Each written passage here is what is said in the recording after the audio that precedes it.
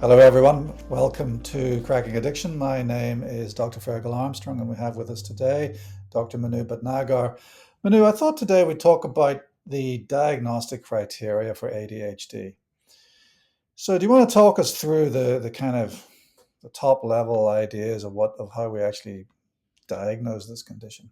We use the DSM-5 criteria in Mm, Australia, and I think previously we had mentioned the American DSM and the European British ICD. Look, they're pretty similar in terms of the diagnostic criteria, but it is a starting point, and it's something that I do as part of a clinical assessment.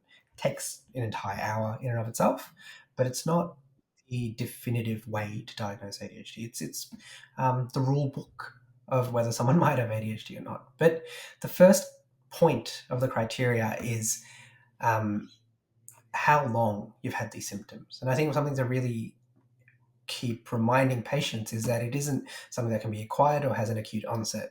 ADHD is something you were born with, probably. It probably first started symptoms in childhood or adolescent. If you're 31 or 32 now and you happen to be seeing me, it's just that this is when you're first getting the diagnosis. So part of the criteria is at least 6 months of duration in the adolescent period, and has been a pervasive part of someone's um, functioning. It's only just coming to attention now. So that's what we would call a retrospective diagnosis.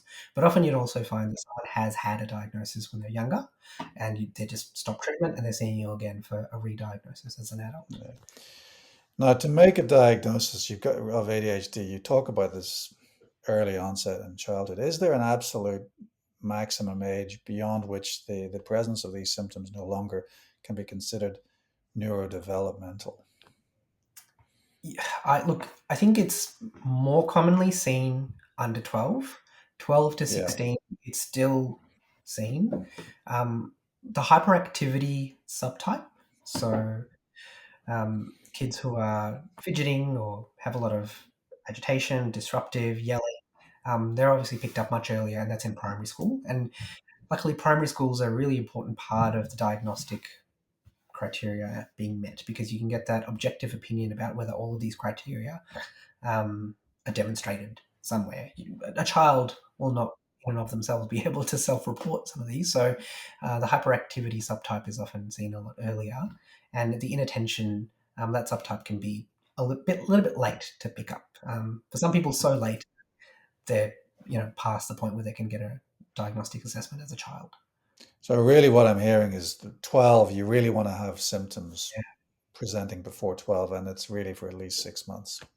Yeah, yeah. And look, Yeah. I think if you do have parents and teachers who can do assessments earlier on, then that's under 6 even is probably the best time to be able to Mm, correct things. But yeah, yeah. 12 is Yeah. sort of an average cutoff. So, Manu, you've spoken about how important it is to get a collateral history from primary school. So that brings us into a discussion on the concept of domains. So we know that to make the diagnosis, you need to have a certain number of criteria, but they have to apply in more than one setting, don't they? Yeah, that's right. So um, people can have different set of symptoms depending on where they are, and the structure one gets in one particular environment like school can perhaps sometimes override those symptoms, whereas at home that structure doesn't exist and can be very disruptive. Um, whether you're with a strict parent or whether you're in an environment like with your peers where there are no guidelines, it can really impact your functioning. What meets the criteria for ADHD is that these pervasive symptoms happen in multiple domains. So the DSM criteria says for more than two, but really you want to make sure that this is really happening regardless of where someone is and that it's affecting their functioning in academic, social, and also in terms of their hobbies in many, many different facets of their life. And it's impeding functioning to the point where they really can't succeed in any of those. Yeah. So we're talking about school, home, hobbies, and in adults, I suppose the domains expand, don't they? Yeah, I mean, you have more domains, but to meet the criteria, it's only more than two. So Yeah. you can direct Yeah. your question to Mm. two or more. So we've got so far, we've got the need for symptoms appearing for at least 6 months under the age of 12. We've got multiple domains, and that can include school. We've also got specific exclusion criteria according to DSM-5, haven't we? Yeah, and there's always a caveat in every disorder in the DSM, and it often says that this um, cannot be excluded by other disorders such as substance use disorders, mood disorders, or other uh, psychotic disorders like schizophrenia or Yeah, schizophrenia. And yeah, bipolar affective disorder can often mm, mimic inattention and ADHD. So that's a common one that people can find in into episode that they feel like they have inattention, but that's actually one of the symptoms of bipolar in and of itself. So making sure that you yeah, do a good history before embarking upon an ADHD diagnosis to include those is really vital. yeah. Now let's talk about the specific sets of criteria. So we've got, broadly speaking, two classes. What are they? So the two classes of symptoms are also the two subtypes of ADHD, which is Mm, inattention, hyperactivity or yeah, impulsivity, yeah, and have each of their own sub symptoms. yeah. And how many? So I suppose we'll talk about kids first and then adults. So according to DSM-5, at least, how many symptoms do you need in each of these classes to make a diagnosis in kids versus adults? So with kids, you need 6 out of the 9 Yeah, symptoms to reach the yeah, threshold of having the diagnosis. And with mm, adults, it's 5 out of the 9 symptoms. But this is yeah. where it gets a bit tricky because having that collateral history going back in time to say you had all these symptoms, you need to have a parent or school reports or some sort of objective way of saying you had more symptoms when you were a child. But 5 for an adult is enough to meet the threshold. Okay, so I suppose really it's time to drill down into these symptoms. So I have a mnemonic that I use to kind of try and remember the symptoms of both the inattentive and the hyperactive impulsivity criteria. So if we look at the inattentive subtype, my mnemonic for that is calf moved. So CALFMOVED. So the calf wasn't paying attention and moved away from the rest of the herd. That's how I think about it. So C for completion. So the inability to follow through projects. A for avoids homework or other large projects. L for loses things all the time. F for being forgetful. M, the minutiae of life, so the inattention to detail. O for organization, so poor organization. V for vigilance, difficulty in sustaining attention. E for ears, the symptom of, oh, he doesn't listen or she doesn't listen. And D for distractibility. So that's how I think about the criteria. But how would you approach the inattentive criteria Well, for I'll ADHD? approach it with a calf moving. That's a brilliant change. Well, you ain't heard nothing yet. Wait till you hear the other one. Um, the way of approaching a history for this is there's a bit of an art in how you ask these questions. Mm, Someone will look up the symptoms of ADHD before they're coming to you to get an assessment for ADHD. I think it's yeah, goes yeah, without saying. So yeah, um, this is where those symptoms in and of themselves can't be how you make your diagnosis. You need to enter a discussion about what's going on for that person in their life and sort of exactly. Yeah, move through crises or mood disorders or all the other things that could be happening that account for these symptoms, and then also ask them to give specific examples of why they perceive an intention. And then by the end of that, if you know, oh yeah, I've got 3 or 4, then you can specifically ask, hey, by the way, do you spend a lot of time looking for your keys around the house? How yeah, how long does it take you to finish a task that you really want to do? So generally, you want to get mm, these symptoms from a natural conversation so that you can assess yes, any yeah, of them and then yeah, drill yeah, into the tick boxy yeah. elements. One of the specific symptoms that I think is quite sensitive is this idea that patients will often start multiple projects before they finish the previous project, and they're always moving to and fro different projects. especially in adults. They've got this desire to acquire everything or to meet all their goals all at once, and they don't seem to have the ability to actually sequence their goal setting. Yeah, it's almost like the blunderbuss bus approach. Yeah, and I think a lot of people can relate to that. I can definitely relate to having a lot of moments where I'm inspired by something and oh, I really want to do that, and then it doesn't pan out. I think the key with ADHD is that these aren't um, additional things that someone wants to do to potentially have side jobs or research something in their spare time. These are core ways of functioning. Basic homework that they need to do or study to pass an exam. Um, Writing an email to basically be able to pay your bills function. You start many things that you really need to do. They're really important, but you just never get Yeah, around to. it's not a choice, to actually, Right. survive and function in life. This, as you say, is necessary. Here's a question for you: is it possible to pass an exam and do well in an exam with ADHD? I think so, and I think the context of that exam is really important. So a lot of people who are doing exams, if they're part of a structured course where they have peers who are studying in pin drop silence, um, they can generally do the same thing in that really, really intense environment. Mm, Really supportive high schools, or maybe even strict, what one might say, could be conducive mm, to having someone yeah. with ADHD get through. Because ADHD says nothing Mm, about intelligence. It says nothing about raw yes. skills. It's Yeah. about being able to sit there and give Mm, focus to those things. So yeah. if someone is there keeping you on track, then it is definitely possible. I mean, I suppose this leads on to an idea or to a discussion, perhaps for another episode, about the idea of actually goal setting and ultradian rhythms and ultradian cycles, and how long it is actually possible for a normal, Yeah. sorry, not the word normal, but someone even without ADHD to maintain vigilance to study, and how can you adapt those routines to help people with ADHD?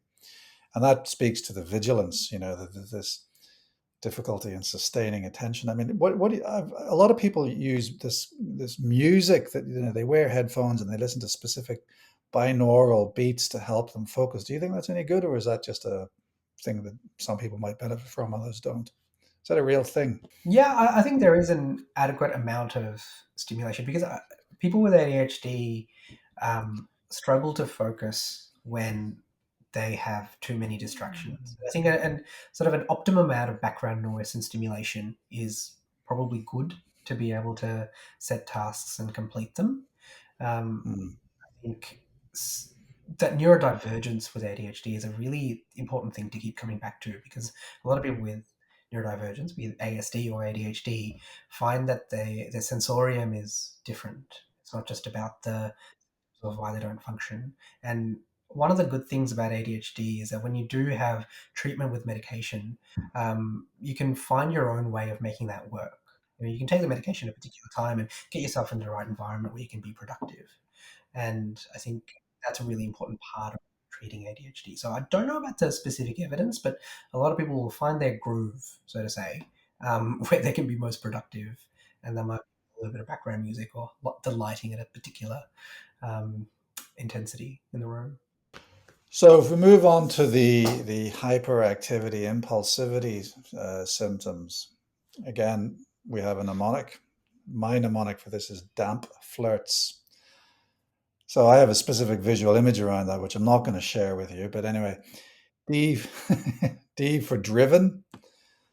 A, answers out, blurts out answers. M, moving, always on the move, always on the go. P for play, cannot play quietly. F for fidgeting.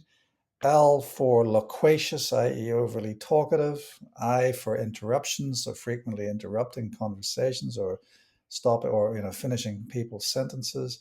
R for running, running inappropriately. T for turns, the inability or difficulty in waiting in line or taking turns. And then S for the seat, i.e., leaving the seat, often not able to sit still for any prolonged period of time. How would you approach these kind of movement symptoms? That's a much more difficult one to diagnose in a clinical interview because someone, even when they do have the hyperactive subtype, in the context of an interview, a clinical interview, they can stop that for an hour. And Mhm. four of the symptoms you mentioned are about um, verbal impulsivity, and that Yeah, can yeah, be yeah, difficult to quantify by assessing someone. It's when you're asking a lot of questions and expecting a particular answer, it's really difficult to know how someone behaves in a natural mm, environment. And then a yeah, self-rated question. I was like, did you do this a lot? If someone really wants an ADHD diagnosis, they're going to say, yeah, I do that all the time. So hyperactivity, firstly, isn't something that I'm seeing a lot in the people who are coming and wanting a new diagnosis, but it's definitely something that other people will pick up on and be disrupted by, especially in childhood and adolescence. So again, a natural history of saying, what makes you think you're hyperactive, and people will have to give specific examples, two or three.